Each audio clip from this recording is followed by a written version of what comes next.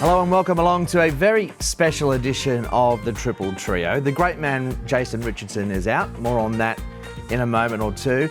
But we have a very special guest, a man who's intrinsically linked with Hong Kong racing over many years, and I'm sure he won't mind me saying many years, Jim McGrath, doyen of race calling and broadcasting. Jim, welcome along. Great to be here, Hutchi. It's terrific. And it's called the Triple Trio. And you always got to throw in a roughie, don't you? You do. So I am that roughie. Now, we'll talk more about your career and your links to Hong Kong a little later in the show, Jim, but you still got your finger on the pulse when it comes to Hong Kong racing. You do some writing for the Racing Post on a regular basis each week regarding Hong Kong and the form. Yeah, every meeting I do just a little preview, tips. We tip for the last six, the six up, and it's called the Tote Play Spot over there. It provides a bit of interest. They run the fields every race day. There's a lot of interest in it, and particularly as there's more horses that go from there. Not as many as from Australia and New Zealand, of course, but there's a lot of imports there, and also jockeys as well these days. Atzini's got a big following over there, and Harry Bentley to probably a lesser extent, but Atzini's really he's grabbed the headlines over there and grabbed the interest as well. Yeah, we'll talk about grabbing headlines. There's no one that grabs the headlines more than our regular panellist in Shane Dye. Shane, welcome along. How's the week been? The week's been all right. I ended up square last Sunday. I won last night, Thursday. Not Sunday, Monday. This Chinese year always throws me out. And, of course, last night, the races, I won a little. But more importantly, mate, we need to have a talk. I think whatever you pay Richo, we should get rid of him and divide it by ourselves so we get more. Do we really need him? It's a very good question, and many might be asking, where is he? So we'll take a look at this vision. He's been waxing lyrical, of course, during the cricket about Elisa Hilly going to get 100. He was there in the commentary box while this took place yesterday. Let's take in some vision, courtesy of Channel 7, where she's 99 not out. She's gone. She's gone. Caught and bowled. Elisa Healy's gone for 99. Dad can't believe it. The huge whacker crowd are stunned. He's done it again, Shane. He's put the jinx on. But before that, was he saying she's going to get 100 and all that, Clint? I didn't see it. That's the story I'm rolling with, Shane. I have no idea. But just for the purposes of this show and to give him a hard time, Jim, we like to wind them up. Exactly. Yeah. No, but... I tell you what, though, in all fairness to Richo, he is very good at his job. He's one of the best, I think. No, he certainly is, and we miss him, but he will be back soon, and we wish him all the very best in Perth. I think that's actually the final cricket game that he'll be covering for this season as well. But we've got plenty on this show.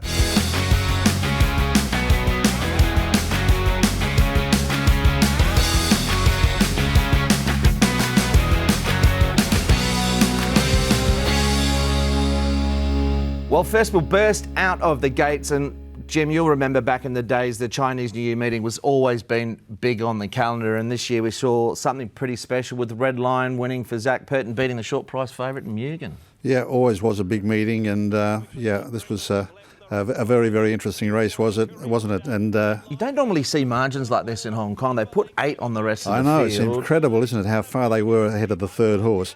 But a ding-dong finish right to the line, and Red Lion, he's a good horse, isn't he? He certainly is a good horse. Shane, I know you're going to chat a little bit more about that later, but they had 80,000 at the Chinese New Year meeting, so I hope you gave out plenty of licee yourself during the week. Mate, I'm at the Gold Coast. No one wants it. No one knows about Chinese New Year, so it's good for me. I save a bit, actually. I just stay in my unit, watch the races and bet. Yeah, well, it was a good meeting too. There was a track pattern, which we'll touch on a little bit later, but it was actually the wind, Shane. The wind was quite strong, particularly through those first 7 or 8 races on the card, and you had to be sort of up and in, and certainly inside lanes seemed better. Well, it's unusual for the A track. Normally it's midfield 3 deep coming down the middle.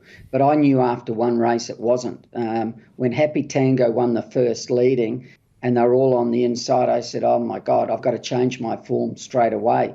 And which I did, because it was just a different track and you had to be up and in on the inside. And that's how the day rode until the last race, of course, and they went too fast. See, this is the problem sometimes with our show, Clint, when we're going off early and recording. And I said that the favourite, what was it? In Mugen or in Galaxy Patch? No, in the last race. Galaxy Patch? No, the new horse of David Hayes's, Storm. Oh, yeah, Storm Rider. Storm Rider. He would get a soft run outside of E Legend. And then, of course, on the Saturday or whatever, there was a scratching. And all of a sudden, Super Winner come into the race, who put pace into the race, which we didn't know about when we actually filmed our show. And that race just changed and everything come from back because they went too fast. And Storm Rider wasn't as good a chance as before the horse was in the race, you know. He was a better chance without Super Winner in the race. In conjunction with that, Shadow, probably I think the win. So the last couple of races they were coming from back a bit, but your point is well taken. And Brendan Abdullah, of course, we've mentioned track patterns. Well, he's a man that obviously identified it because a couple of his winners, he's had two big winners here. How Deep Is Your Love back on the fence? Clear excuse for Galaxy Patch. Shane, he didn't really have the pattern to suit. And he was wide without cover the way. I thought it was a fantastic run and defeat. But getting back to Brenton, he rode a nice race here on How Deep Is Your Love, who was on the backup. And, of course, he won on California Vache, which is going to feature some new Genesis Slaughter. Yeah, he's been struggling and riding just okay, nothing special. But he rode really well here last Monday. Rode extremely well. They were two beautiful rides, and it was the rides that won the race. So good on him, and hopefully he can get a run on now.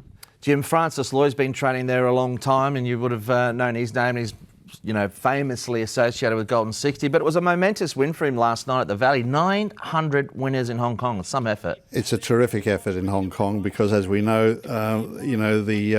first of all, to actually be able to keep going that long, and also which he has.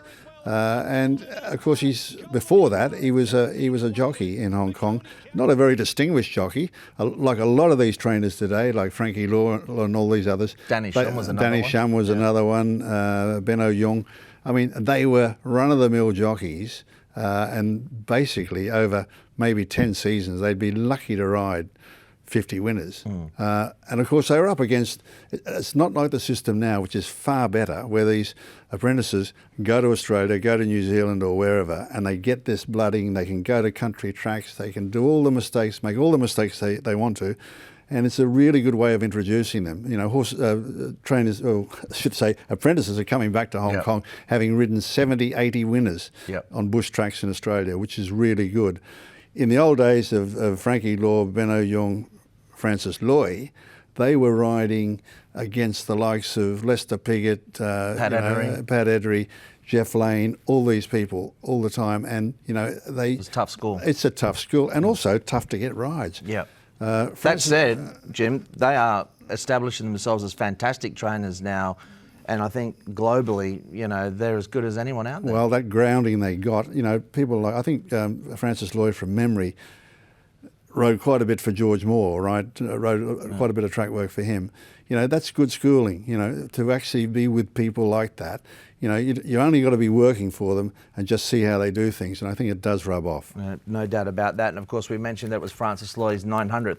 Lyle Hewitson had his 100th winner earlier in the week as well. Now, Jim, you know a bit about Qatar. Of course, there's a bit of a Hong Kong connection as well with Russian Emperor, who went over for success last year, of course, in the Emir Trophy.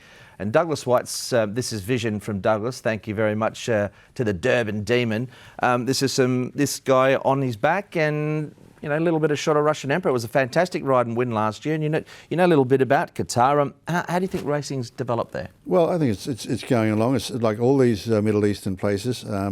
Bahrain's another one. They are investing money in it, and they do want this overseas representation. So this is a really big thing for them to have a Hong Kong horse, something from the Far East. And a distinguished one as well, who'd previously raced in Europe. He's a Royal Ascot winner. I don't think when Coolmore sold him that they ever thought that he would win the prize money that he did. He's now won 48 million, 49 million Hong Kong, which is nearly £5 million.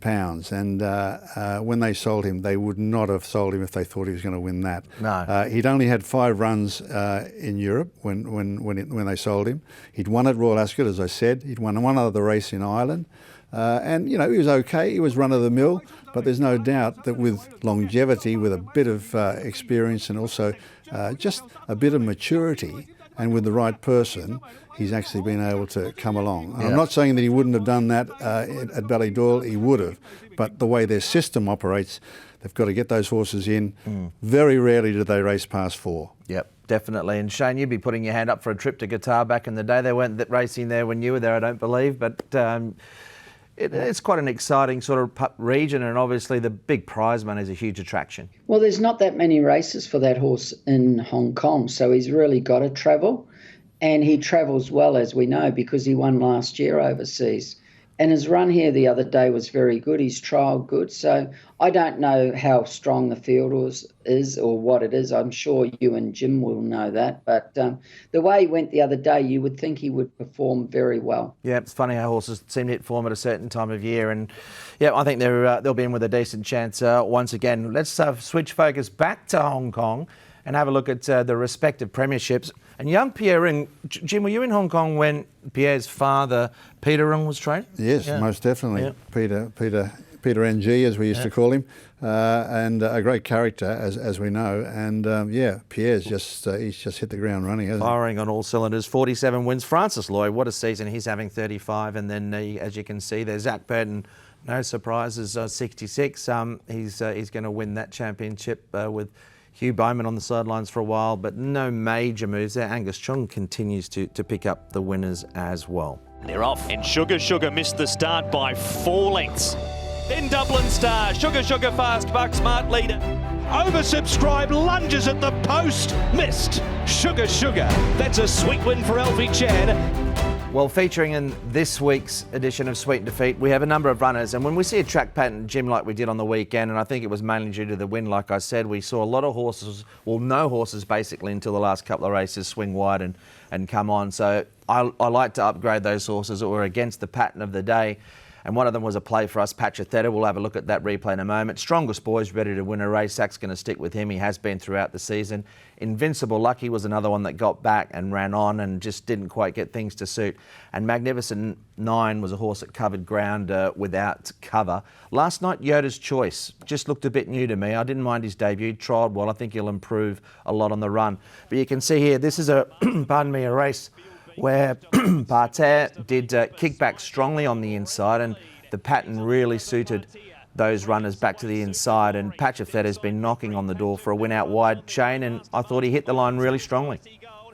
Well, I think 2 weeks ago you brought up Super Eagle as a horse to follow like this, and then I went ahead and said he's never drawn a gate, and as soon as he draws inside 5, Super Eagle will win. Well, he drew 4 last night and he won. That horse is exactly the same, Clint. He's a winner waiting to happen, but he needs a gate. He's never drawn a good gate. Up the straight, first up 1,000 metres, he drew gate 1, which isn't that good. And then, of course, he's drawn the outside gates every run. So he's a winner waiting to happen.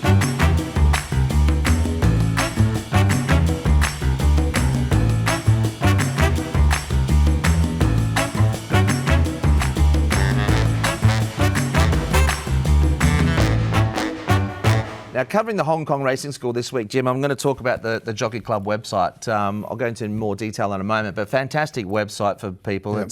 It's free. The banner will be on the screen there, and you can click on it. It's got all the information. What a website! Fantastic, and if you know your way around, and this is something I'll be listening to, because you can never ever learn too much about it. No, it's all there. Yep. It's just a matter of being able to find it, and also knowing what you can find. Plethora of information it is, the Hong Kong Jockey Club website, hkjc.com. Got to click on the English link. So we've put together a little part of it here, and it's regarding the stewards' reports and what is involved in the stewards' report. You hover over horse racing, then you go to the racing info, and then you click on select, and all the information that you need with stewards' reports is here. Now, the stewards' reports are interesting, obviously, with the incidents, racing incidents, and you can see here what they've changed in Hong Kong this season is they've actually done it runner by runner, where they used to be just a huge paragraph of written language. Now they segment it down to each runner. And I think this is a fantastic addition, Shane, on what they've done in the past, because it just itemises things a little bit more. And of course, on each race day, if you go to the race card and you hover on the race card, there's an icon above the race card that says racing incidents, which specifically relates to each runner on the day. So Shane, you can just quickly check, was this horse checked last start? Was there an incident? Did he pull up with mucus? All that information is free. It's all on the website. And I think it's a valuable tool and an expedient way to short course the form or part of the form. The bottom's the best, Clint, with the summary. As you said, horses that bleed, mucus, all that. And then also the interference with jockeys who's reprimanded or suspended, that's all, or fined, that's all down the bottom. And also horses that have to trial again from bad performances. So before I actually read all the horses, I go to the bottom and look at that first so I know what's there and which horses I need to look out for in races. Yeah, there was a suspension last night as well. Harry Bentley, unfortunately, was right on the post, Shane. It was almost past the post, but he just shifted in. It's a bit unlucky for Harry because there was a little bit of pressure outside and it got tight late and it was literally on the line. It was, anyways, copped a suspension. There was a horse checked out of that particular incident. I can't comment. Yeah. I haven't seen it yet, so I can't comment. Yeah. I don't know whether you're going to cover more about that website, but one of the best things there are the weight of the horses, which they don't do in Australia, Clint. Yep. You can see the weight of every horse, and that's very important for racing. You find a lot of horses that win off around the same body weight, and then they might lose some, especially for the following and previous seasons when they're about to start racing again. I always go back the 2 previous seasons and have a look at their winning, more or less, body weight. We don't do that in Australia, and it's one of the most important tools you can look at. And the other thing that they do in conjunction with that, when I say a plethora of information, Jim, they've got all the horses' track work timed, which they haven't had, obviously, many years, and they've done for years. They used to print them, actually, in the South China Morning Post, who you wrote for. I remember. But now it's on the website. You can actually watch all their track work as well. And in future weeks, we'll cover all that. But all that information's there, trials, it's all free. So make sure you use it. Great tool. And also, this is something that can be done only in an environment like Hong Kong, where you've got a centralised and also a limited number of horses. So it's a really, really good setup. The end across, answering the urgings of Shane Dye. Mannerism coming at him. Mannerism has got it. Daring tactics by Shane Dye. He's got Octagonal in full flight on the corner. Bold tactics by Shane Dye are going to pay off, and he pinches the Chipping Norton. Well, Shane, this is your time to shine, as it is every and each week. You've got California Voce and Brenton Abdullah as your genius for the week. Yeah, well, he rode 2 very good races. We know the inside was best, but he just saved them, and it'll be coming up here soon. Here we go. So he's back there. Now, I watch Zach on.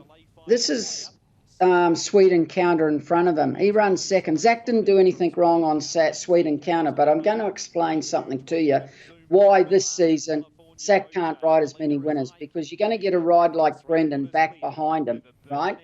And he wins the race by saving ground. Zach's got to come round him on a horse like Sweet Encounter. He hasn't got an option. He's done nothing wrong. But if you have a look up here, he's starting to use Sweet Encounter to go forward. So he's making a 600-metre run on him, and horses can't do that.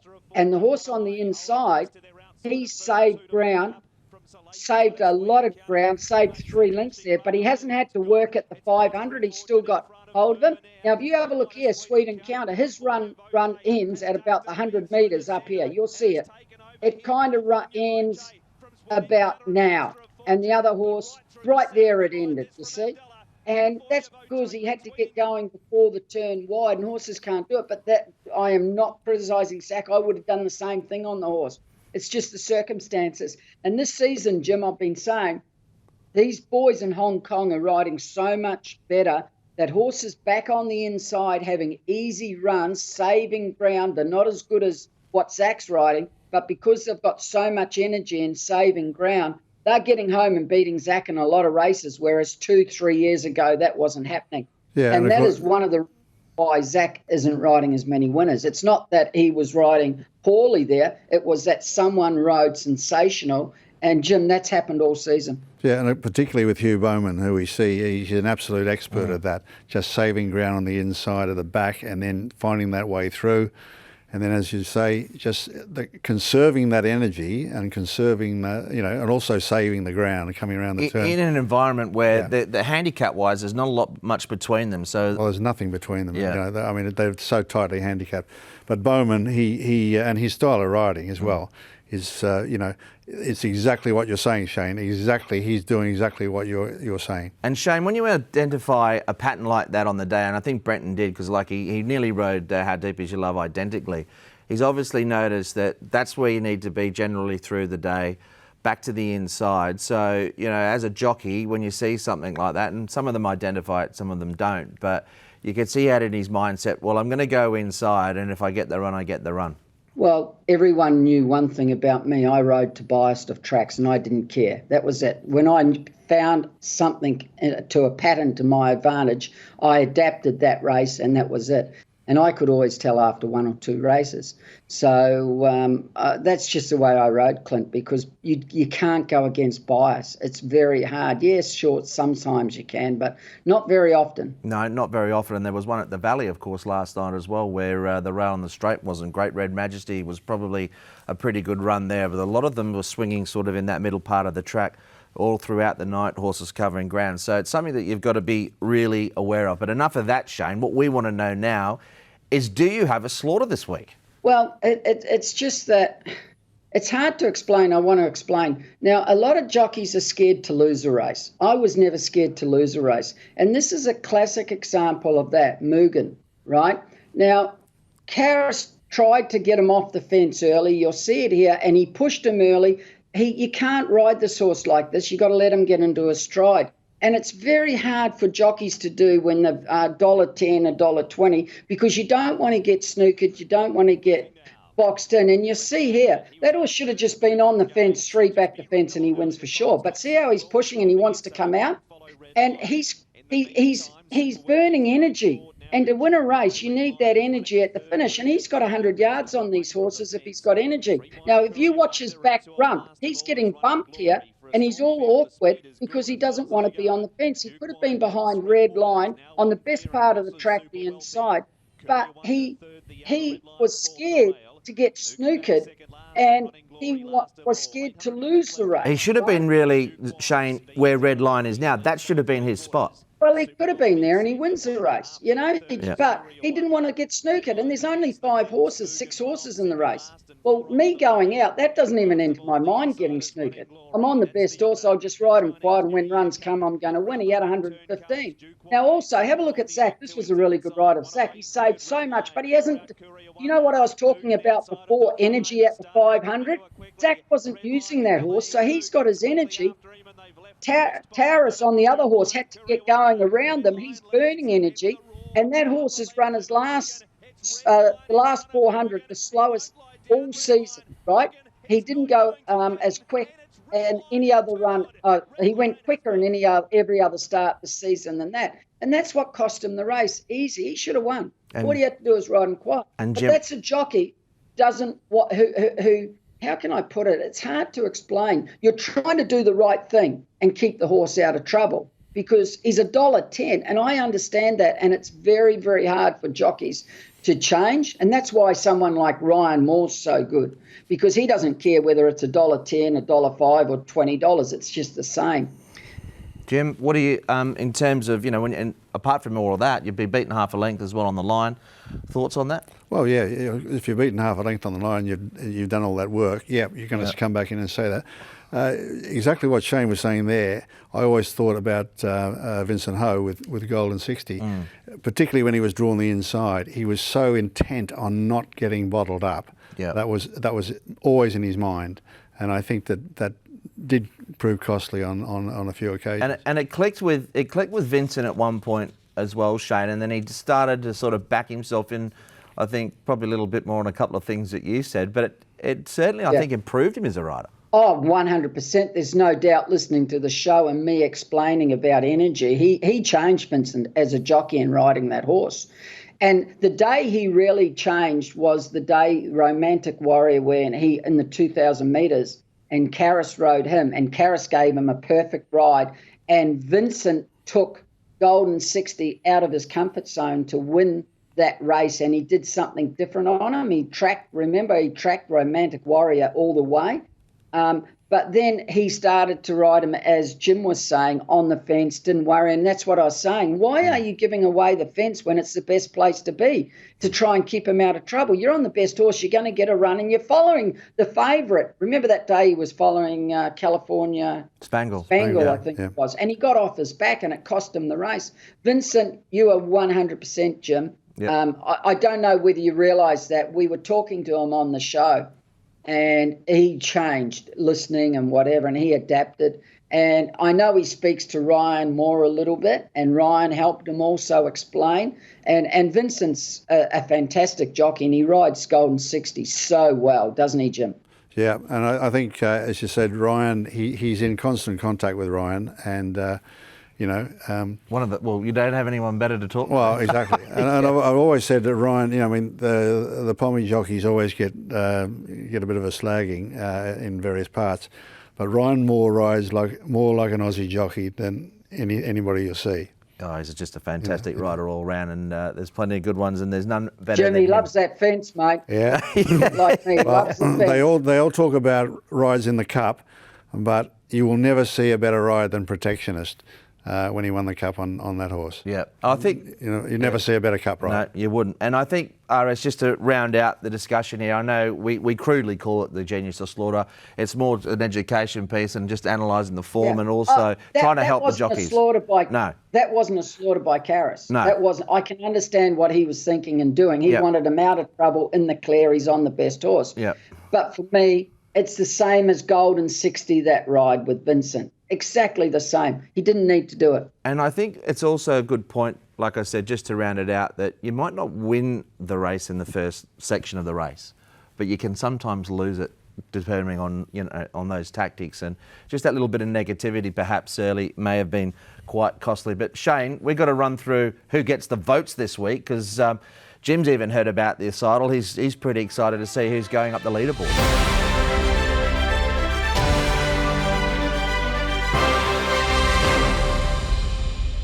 Well, I gave Brendan 3 because he rode another winner last night, but his double was sensational, his 2 rides, so it was good to see. Now, Jim, I don't know what you think, but this kid rides really well, Angus. And his 2 winners on Cordyceps 1, he rated it so well, they let him get away with murder. His winner on Happy Tango last week, he rated it so well. And Jim, not only that, when he gets back in the field, and you've seen it on Monday, I should say, on Smart Beauty, the horse only run third. He was last, he saved ground, he stuck to the inside, and he come through run third. So even as horses that he gets beat on, he rides well. He's really good, Jim. What did you think of him? Yeah, I've always rated him.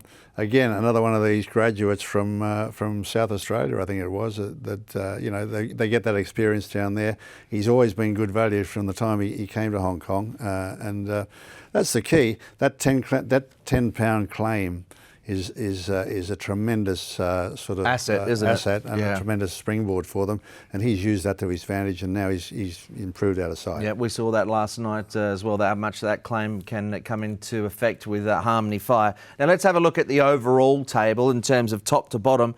You'll be pleased to see, Jim, that Denny's on the board. He's been booting home a few winners, but Shane, there's all the changes and no major notable movers, and looks like Zach sort of stole on a march on the rest, but Angus could be a bit of a threat.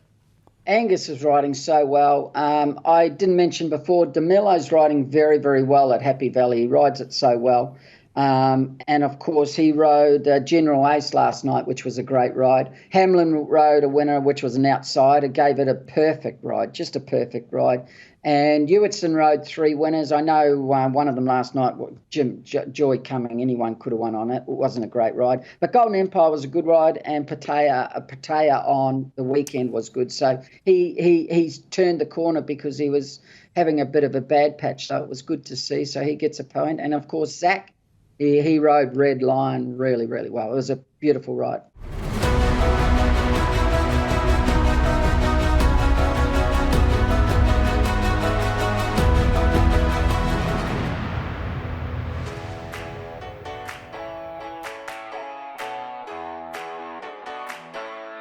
Xaviere, Where and when did your passion for horses begin, and what attracted you to the thoroughbred?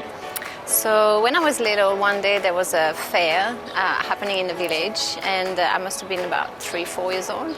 And my parents just tried to put me on one of the little ponies and see how it goes. And I just loved it. And that was love at first sight. Thoroughbreds, it was really by luck. I was never really attracted to it. And then one day someone bought some thoroughbreds, and they bought the equestrian center and decided to do some retraining and some breeding with thoroughbreds. And so, because I was living next door, I asked if they needed any help to exercise the horses, and that's just how I got into race horses, really. And where are you from? I started riding track work in France. I went to the Jockey Academy in France. I rode races in flat and jump races. And then obviously I'm quite tall and heavy, so it was not easy to be a jockey. So I decided, well, do I want to stay in France and just be riding, track work for all my life? And I thought, no, I love to travel. So I went to work in Newmarket for 4 years. I was traveling headlat there.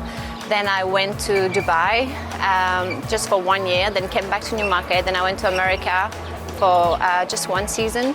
I lived in Qatar for 1 year as well, always doing track work and a bit more or less. And then I went to Dubai again, and then this time I stayed 7 years. And from track work to secretary to paddock steward to assistant trainer. Why did you choose to come to Hong Kong to ride track work? So I was in Dubai for 7 years, and I was getting a little bit bored. And always the same people. And I thought I was still young, I just still wanted to travel.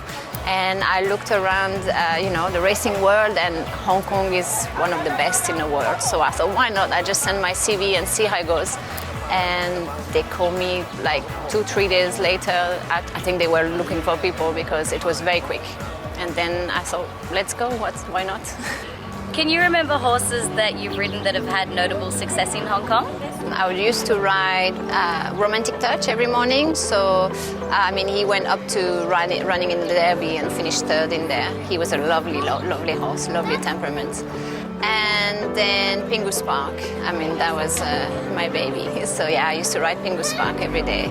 Pingwu Spark with his head in front. Wame Friend won't give it up, but Pingwu Spark wins again. Given your riding background, how did that prepare you for living life with a jockey?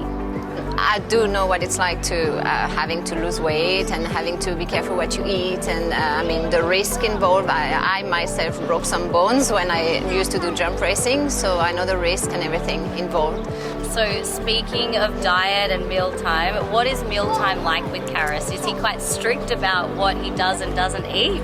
Karis is so lucky. He's very light naturally, and he can eat whatever he likes. Unless it's a really lightweight, and maybe for 1 day he would be careful with the carbs and things like that. But it's not like he has to starve for a week like some of them do.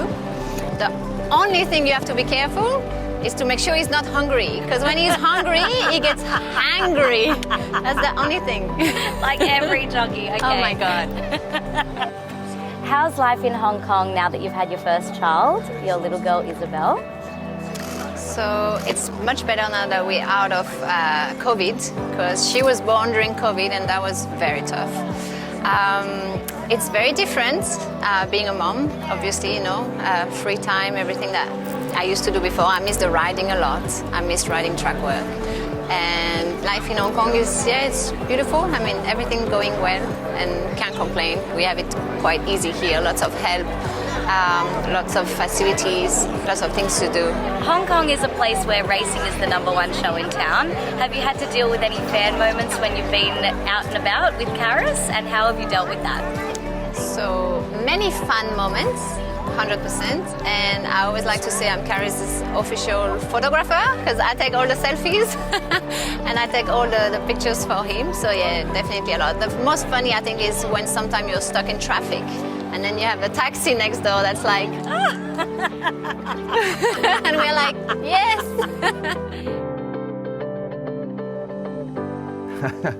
Yes, well, Shane, you know a little bit about being hungry, wouldn't you? Although you never ate a lot when you were riding. No, I actually had Danny Nicklick staying in Mauritius above me in the apartment, And when he was riding there and I was under the apartment and he saw what I used to eat every day when I was riding, he said, "You kidding?" And I said, "Mate," I said, "no, this is all I have." So I could hop in I was in a sauna one day with Darren Beedman and I took off not even a quarter of a kilo. He took off 2 kilos at the same time and it was just dripping out of him. I couldn't sweat because I didn't have any water in me. So I always looked after. You were one of the my lucky weight. ones. You were one of the lucky ones. I was very lucky, but saying that, Clint, I adapted from a very young age. I could go 2 or 3 days without any fluid, no worries, and food. And I actually still do the food, but now I did it about 4 months ago. I went 3 days just to test me mentally that I could do it, and I didn't eat for 3 days. How'd you go? Just drank water. Good, I did it. Second day, you start to get a bit funny and you go, you want food and whatever, and I did. And then I say, no, I've got to test my mind. You get over, and after the 3rd day, you can do it easy. But it's all mental, the eating. And I'll tell you what, you ride a lot better too, and you feel a lot better. When I was losing weight riding and lighter, oh, my God, on a horse, I felt sensational. If you went to the races a little bit heavier, oh, you felt terrible on the horse.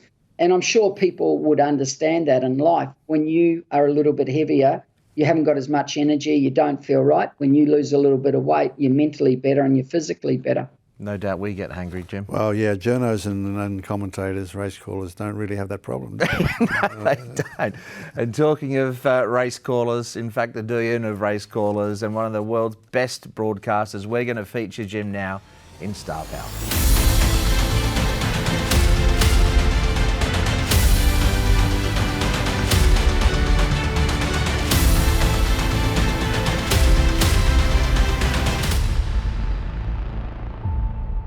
Well, Jim, first of all, tell us about your Hong Kong connection. It goes back many years, but tell us how it all started. All started when I got a call from an SOS from a guy called Terry Butts, who was he was the correspondent for the China Mail. He'd had a car accident and he needed somebody to come and assist him.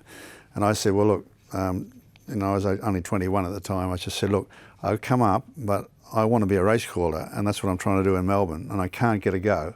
And he said, oh, no, you get a start. You here, couldn't right? get a go? No, you can't get an opening anywhere, right? Right. I mean, don't forget, they were queuing up deep, yeah. You know. I mean, you know, there were 3 guys in position that between them had 100 years experience. There was Bert Bryant, there was Bill Collins, and there was Joe Brown. Pretty good names. Yeah, so they were all the big, and behind them was John Russell and Brian Martin and Ray Benson and all these other people. So you didn't get a look in. So I said, Terry, I'll come up. I said, I'll do it for a season and see how we go, but I do want to get race calls. And he was the race caller. So he said, yeah, no, I'll give you. Oh, no worries, mate. So we went from September, started in September. And this was what year, Jim? 1973. Wow. So Hong Kong had only gone professional. That was the 3rd season of Hong Kong racing. Right. And so and only 42 meetings. So, and they'd only extended from 30 to 42 that year because they put a sand track in the middle of Happy Valley. So, okay, so we got 42 meetings. Come to Christmas, still hadn't had a call. I said, Terry, I'm on the next plane. If I don't get a call before Christmas, I'm home, right? Yeah. So he gave me a call. I used to call 2 races a day. Then he left in April and I took over. So you've really known Hong Kong and seen it sort of blossom from those early professional days. What do you make of it now? I mean, it's a spectacular place with their racing and what they've done in, 3-4 decades to be so prominent on the international racing scene. Yeah, I think anybody who was there in the 70s would not believe how much it's progressed. And not just in facilities and the slickness of the betting and all the rest of it. I mean, it leads the way in betting, in my opinion. It's the horses as well. I mean, the horses have improved. I would say in terms of we're going in pounds and all the rest of it, ratings and that, they've improved 60 to 70 pounds on the horses. What they used to do, the guys who used to buy the horses, they were agents, and they used to buy most of their horses around the Riverina, New South Wales, and down the south, and on the border. And they go around and they go to a paddock and they say, oh, I like that one. And the guy would say, well, look, you can have that one if you have the other 2, right? And they say, right, we've got 3. So terrific. So and they were griffins. They were unraced griffins. The club used to purchase all of those. For those don't know, the club would actually purchase all the horses and bring them in. Yep, and you wouldn't know whether one had cost 1,000 or one had cost 10,000 or 3,000 or anything, right? They were just a group of horses, potluck for the ballot for the owners, and they could get anything at all. So it's improved so much you cannot believe it. And incomprehensible. In all those sort of shipments that came through, Shane, you'll like this replay. It's a horse called Kotak, who was part of that shipment, and he was a different class to most of them. He probably would have been a very good horse anyway. We got some grainy vision of him here winning. Jim, I looked through the stats for this guy. He won with 154 pounds, 150 pounds, 147 pounds in between sort of 1982 to 84, and he was a dominant. It's Tony Cruz riding him, and he was associated with him, but he was a war horse. That was the day, Shane, when they used to carry a bit of weight. Obviously, that sounds a lot of weight. It's a 20-pound differential now in Hong Kong, of course, Jim, which I think is just perfect. It is, and it's interesting that when those horses were racing, before him, the precursor to Kotak was actually Silver Lining, who'd actually run in the South Australian Derby. Trained by George Moore. Trained by George Moore, he'd been one of Colin Hayes' recruits. Colin came into the play in the mid-70s as a second agent. So he wanted to have a flag bearer, and he got this horse, right? So that came in. But prior to that, there was a horse called Super Wind, trained by George Moore. And you're talking about, Shane, you're talking about the weights. He dominated to such an extent that he carried in Class 1, he carried 154, and his 4 opponents, there's a race book knocking around somewhere in the Jockey Club headquarters, they all carried 116. So 154 plays 116. We went to a press conference, and General Penfold, who was in charge then, he said, look, this horse is dominating, so this is why we have this great disparity in the weights and all the rest of it. One of the journos there said, look, General, he's so good. He said, why don't we just shoot him? That didn't go down too well. No, but it didn't. It didn't. It would have now. But Jim, you've still got fond memories with Hong Kong. Of course, your wife Anita from Hong Kong. You went there at a very young age, and still a close association. Yeah, well, of course, Anita's family. She's a Hong Kong girl, so they're all in Hong Kong. Still, she's got three brothers and sisters there. 3 brothers still there. So and we always go back there every year. So always closely connected. Jim, we're going to recall a couple of your great calls, if you don't mind. And the first one, of course, is one of the best we've ever seen, if not the best, in Frankel. They've got 2 furlongs left to go in the Queen Anne, and now he starts to shake the reins at Frankel. He gets an immediate response. The champion starts to draw away. He's gone 3 lengths in front. Acceleration can find no more, and this is a procession. It's now Frankel who's drawing away. What a performance.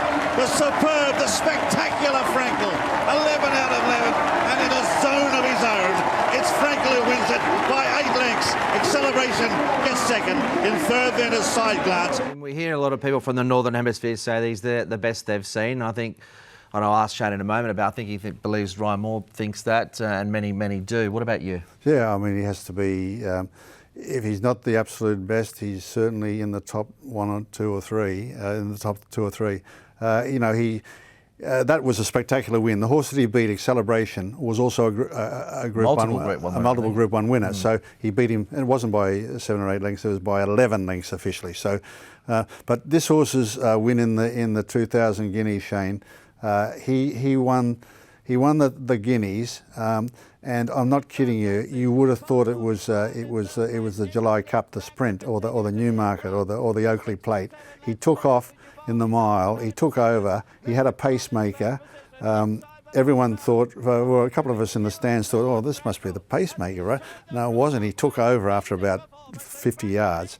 He just took charge of Quealy, and he took off. He led by 15 lengths at halfway in a mile, and kept going. Kept going. Yeah. What a horse, Shane.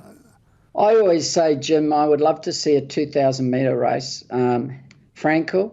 Flightline from America, who's sensational, and Equinox, who's just been retired.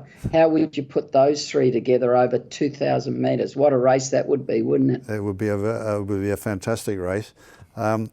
Honestly, that was one of the grey areas with Frankel. He was so brilliant, right? He was always favourite for the Derby. And Henry Cecil, genius of a trainer who trained him, he wasn't keen to go there. He thought he was too brilliant, and he didn't go there. The furthest he ever went was 2,100 metres, 10.5 furlongs at York.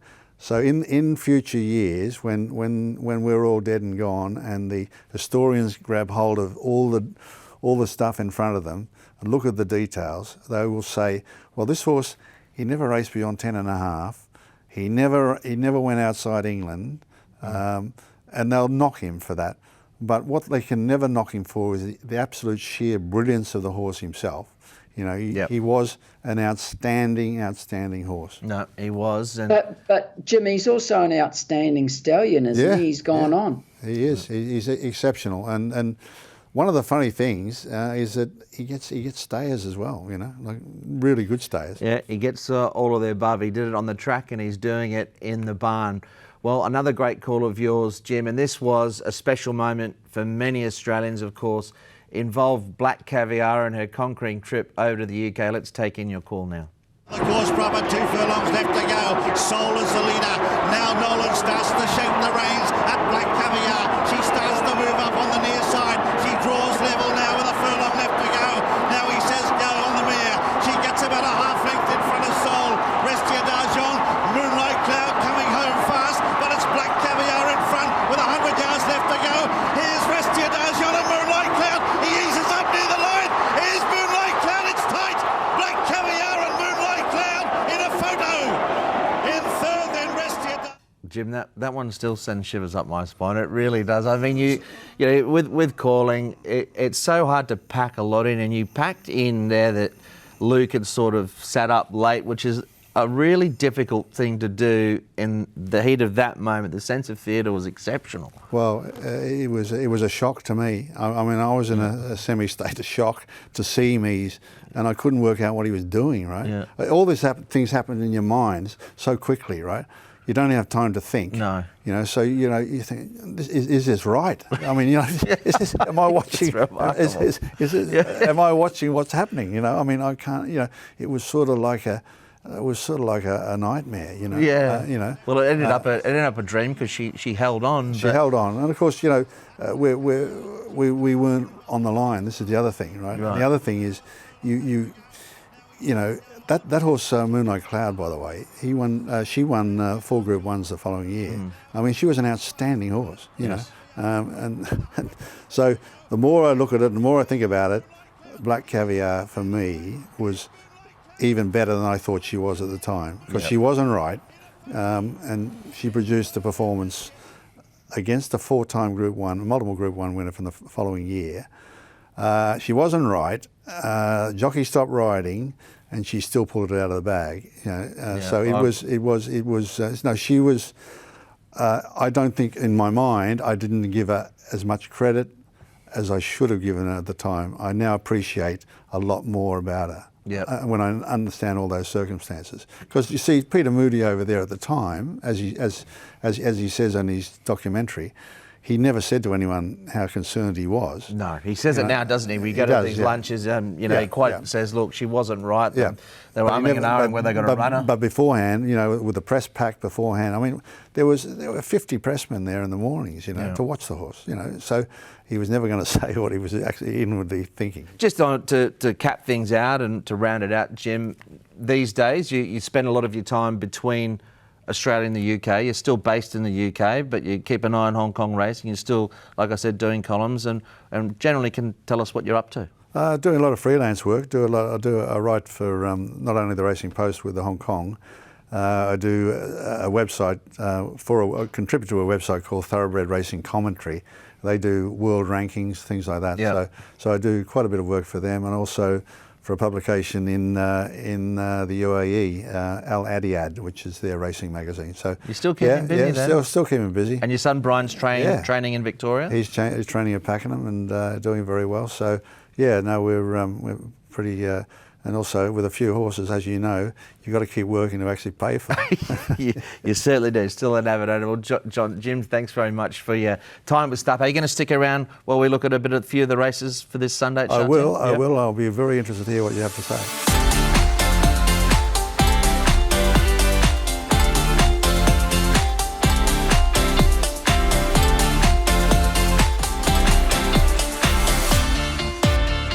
Well, it should be noted at the time of the recording of this show, the declarations or acceptances in Hong Kong aren't out as of yet, so we are going off the entries. And the first race that we are going to take a look at is the Class 2 1400 metre race, where on top I will have Global Harmony. He's had 2 trials since standing in the stall at his last intended run, and I thought there was a fair bit of merit to that run.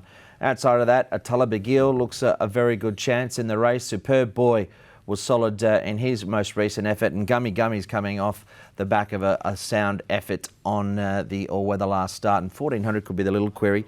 But Shane, just quickly, Global Harmony, look, he's had 2 trials since that awful incident at his last outing, and he's jumped well both times. He's a serious horse, this Clint. He's my type of horse. You know, gets back a bit, relaxes, and has got an unbelievable burst. I've got him on top. This is a sensational trial. That's California Spangle. Look at him. He looks great. There's one in there that can go better, Clint, and that's Drumberg Banner. He could get a soft lead here. And last start, he ran a 21.16 for the first bit, which was just way too fast. He had to stop. This was the race. And there was a few leaders. There was Flaming Rabbit, etc. And Superb Boy was good. He's got to be in the mix. That's Mugen. Atala Begil closes off well. So, Jim, there's a bit of format of this race. Yeah, definitely. Atala Begil is always a horse that intrigues me. A horse who on his day has to be ridden the right way, I think. Yes, quietly. He's also a horse that gets back. But I still always think he's got a little bit up his sleeve. Yep, no, he definitely does. And Atala Begil's got to be in the mix. But I thought that Global Harmony deserved to be favourite. Shane, horses that stand in the gate, so I get seriously worried because they can get into a habit of that. But the fact he's trialled a couple of times is okay. But have you had much experience with them just standing there and then it was a one-off, or what's your experience with horses that do that? I had a mare of Helen Page's do it to me. She was favourite at Randwick one day, just would not move out of the gates. But she didn't do it again after that. But the good sprinter did it quite a few times. Chautauqua, whatever you call him. He did it quite a few times. But if he jumps, Clint, I've got him way on top. But Willie, now one thing you want to say, and you have said, he didn't do it in the trials. But race day and trials are a lot different, because trials are in the morning and it's like track work and horses are just accustomed to it. They get to the race day, it's a different environment. Later in the day, things have changed. It's not the same as a trial. But if he jumps, he should be winning. And Shane, gut feel with Gummy 1400? If he draws a gate, he can box seat and he'll get his chance to run 1400. Whether he can or not is debatable. But his run was good on the dirt the other day. His run was good on the grass first up. So he's got a chance. But the roughie in the race that could go better is definitely Drumberg Banner if he gets a soft lead. Well, next up, we've got the Class 3 1800 metres, and this could have key ramifications as far as the Hong Kong Derby is concerned. And my selections for the race are Simply Maverick to beat Simple Hedge, but both of those horses are going to be key runners, no doubt, going forward. Outside of that, there are some decent chances. You've got Gallant Hero, brings a similar form reference, of course, and Moments in Time, who's also still entered for the Hong Kong Derby. But interesting race. Shane, I showed my Derby rankings recently. This is the best single-rated performance of the season that I've got for any of them going to the 2000, and Simple Hedge was terrific. Yeah, well, he's going to run the Derby distance, as this was it, 2000. He's going good. Sack will be on him, no doubt, I would say. He's definitely got a very good chance. The two you highlighted both have. The only thing I will say about Simply Maverick, he's had 3 goes at Sha Tin for 3 unplaced runs, and then he's gone to Happy Valley and he was a different horse. Can he bring the Happy Valley form to Sha Tin? What do you think? Yeah, I think he can. I think he's just genuinely turned the corner and he's really hit his straps. But Andrea Zeni's been associated, Jim, with Simply Maverick, and I think he might have a tactical advantage as well. I mean, Andrea sat back there, but he's a horse that can go forward. Provided Sha Tin isn't the issue, I think if he brings that Happy Valley form and he's won 3 of his last 4, he's got a great chance. I think he's got a chance. I mean, I know what Shane's saying. You know, you look at the form, you see, right, he doesn't handle the big track. But, I mean, what he's producing at the Valley, some of his performances have been so good, you'd have to give him the benefit of the doubt, wouldn't you? Yeah, I'd be happy to. Yeah, no, he's a progressive horse. Yeah, and I think Shane, it might have just been, like I said, the penny, you know, he might have taken a couple of runs. And I think he... 100%, Clint, 100%. Yeah. They were his first 3 runs. I think they were 2 1200s and a mile. I could be wrong. I haven't got it in front of me. But you see a lot of horses improve in time. Now, it may not be Sha Tin, but I just put it out there so people I appreciate that. And I think it's a very fair question because you do get a lot of horses. And I can tell you one in recent seasons who had an incredible record at the Valley and never managed to turn it around. One of Frankie's Law's horses that I think Far his name was, and he won. I don't know, what did he win, Shane? 4, 5, 6 races in a season, and he was actually right up there, and he just didn't go any good at Sha Tin. So genuine point, and it may well prove to be right. But for the record, I think he deserves the benefit of the doubt. Simple Hedge, what do you think of him? He's a Sebring. Interestingly, Jim, that 2,000 metre run, that was his first run over a trip. Well, that was my big query going into that race. Yeah. Sebring out of a Lonhro mare, I think. Yeah. And I was just thinking to myself, is this worth a lay at the trip? Yeah. But I mean, the way he's gone to the line there, there's no doubt about him getting the trip, is there? No, there isn't. No, Jim, if you have a look at him, Simply Hedge, when he was running 1400, he looked as though he wanted 2000. I had on my sheet, this horse just wants ground. Yeah. He's just a one pacer. He'd get back and he wouldn't quicken, but he'd keep coming. And John was keeping him at those distance size. But he just wanted ground. 2,000 is not a problem for that horse, even though he's bred not to get it. The pedigree does say that, and we look at that on our Group 1 Goldmine. I did reference it. It's a great analytical tool, which we haven't covered this week, but we will next week. And I can tell you that personally I've looked him up, and it says that probably 1,600 might be better for him, but 2,000 was great. So, yeah, that should be a really interesting contest. Move on now to a good race, and there's one key form reference which we'll take a look at in a moment, but it's the Class 3 1650 metres on the all-weather. And I think in terms of, there's not really much between the top 4 here. I think Adafil's got to be on the list. Yellowfin, he looks a decent chance, of course, in the race. So We Joy won the key form reference that we're going to talk about. Frank Tank was well backed in that race as well. But here's a look at Adafil getting back and storming home on this occasion. But, gee, Shane, a lot in this race will just depend on, I suppose, one, how the track's playing on the day, because they can turn the tables on each other, a few of these, depending on draws and obviously track pattern. Yeah, well, there's a lot of pace in this race because Massive Action goes into the race, right? He wasn't in that race. He's a 1,400 metre horse, so you would think he would bowl forward. You got True Legend who leads, of course. You got Yellowfin who can. I'm just looking at it now. Fiery Diamond can go forward. There's actually Frantak's got a lot of pace too, so there's a lot of pace. I would have Orderful on top. I think he can turn the tables on the other horse, So We Joy.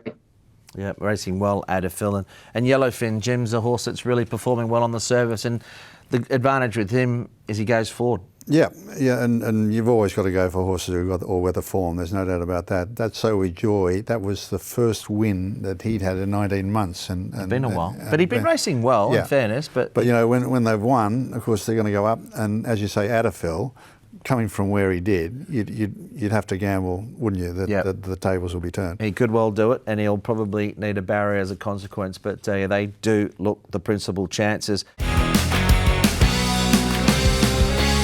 Hopefully we can find a few winners this weekend, however, and we're going to go over my best bets for this card. And best bet of the week will be Global Harmony. I think he's a good chance. I think you've got to take a Quinella with the Tulla Begil and Gummy Gummy. I think the 1,400 will be okay for Gummy Gummy. I think Yellowfin probably win bet. You don't need to worry too much with Yellowfin where he draws. He'll jump, he'll roll forward, and he will run you a race. Now, I've got another horse that I think a few that you could throw in the Quinella. Woodfire Bro run well. He's going to map handy, as will Simply Maverick and Simple Edge. You can box those up in a Quinella. And there's a roughie I've got for the show, Shane, this week. It's Show Respect. He ran okay last week. I think he'll be a price. I think it's a weak race. and I like him on the backup. Clint, I'm not even putting one out there. I can't even find one when the fields are out, let alone when they're not out. So what hope have I got? No, that's fair. Did you have a little comment, though, that you wanted to make just regarding what Jim's comments were? If Global Harmony jumps and doesn't stay in the gates, which you think he would, I think he wins. I'm very impressed. He's a nice horse. We thank you very much for joining us on the show. It's been a pleasure. It's been great to catch up. You've obviously been a family friend for a long time, but it's nice to sit alongside you and showcase some of your career highlights. Well, thank you for having me, Clint. I can tell you, Shane, that I have heard reports that when Clint was a little boy in Hong Kong, he and his sister, they used to pretend that they were presenters. Yes. On TV. Now, those presenters that were presenting at that time were me and Peter Gumbleton, who you would remember, Gumbo, who rode a Brisbane Cup winner. I'm not sure which one you were. I'm hoping I was you, Jim, because Gumbo would have been the short straw, just quietly, with all due respect. But that is true, and I will be giving my mother a speech after letting that out the bag. But good luck on the weekend, Shane, and thanks again. Richo. We've got to forget about Richo, Clint. Yes. I think. You'd be lucky to get back on the program, wouldn't you? Do you think we should replace him with Jim? He's got a better head, Jim, hasn't he, than Richo? There's a strong case, and that wealth of experience, and just nails it every time. I think we could frighten him. Well, you've got hair for a start, Jim. That's got to be a positive. Thanks again, Shane. Thanks to all the viewers. Thanks to Jim. I hope you enjoyed the show. And we'll be back next week. We're going to have Brenton Abdullah as a special guest. We're going to be previewing the Blue Diamond. It's a World Pool meeting and a fantastic meeting in Hong Kong. Good luck for the weekend.